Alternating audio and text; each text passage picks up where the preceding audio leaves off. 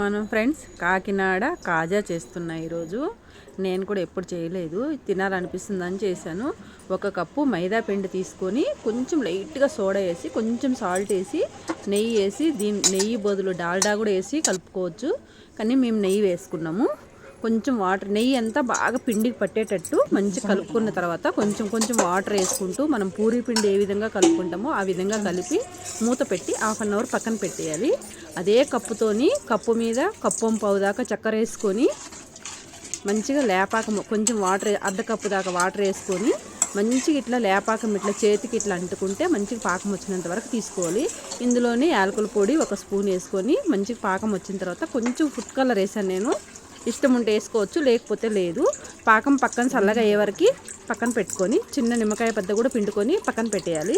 దాని తర్వాత మనం కలిపి పెట్టుకున్న పిండి ఉంది కదా, అది కాజా కోసమని రుద్దుకోవాలి.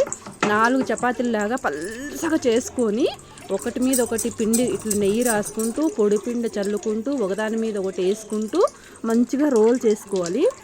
పల్సగా ఇట్లా రుద్దుకున్న తర్వాత నేనైతే ఒకటే చేశాను ఇప్పుడు ఫస్ట్ టైము.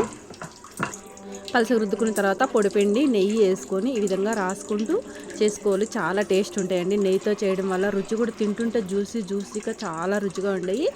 ఏ సైజు కావాలంటే ఆ సైజు ఇలా కట్ చేసుకొని చపాతీ కర్రతోని ఇట్లా మంచిగా ఇట్లా పలసగా ఇట్లా రుద్ది పక్కన పెట్టుకోవాలి. విడిపోకుండా కొంచెం వాటర్ తడి చేసుకొని వేసుకోవాలి.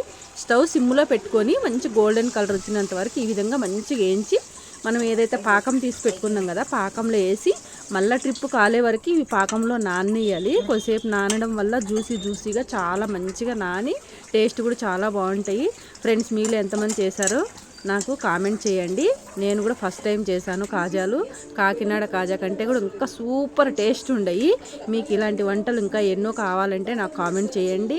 నన్ను సబ్స్క్రైబ్ చేయండి, లైక్ చేయండి, షేర్ చేయండి ఫ్రెండ్స్.